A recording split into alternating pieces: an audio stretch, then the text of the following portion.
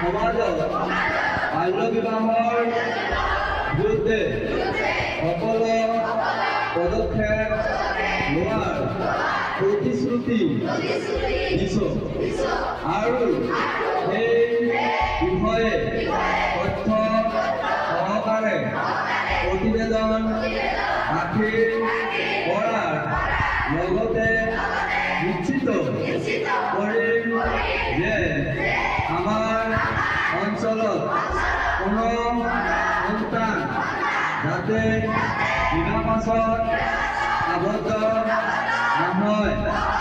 আমাৰ অঞ্চলৰ শিশু শ্ৰমিক আৰু শিশু যৌন শোষণকে ধৰি যিকোনো ধৰণৰ শোষণ আৰু অত্যাচাৰৰ পৰা শিশুসকলৰ শিক্ষা আৰু সুৰক্ষা দিয়াৰ ক্ষেত্ৰতো আমি মাত মাতিম।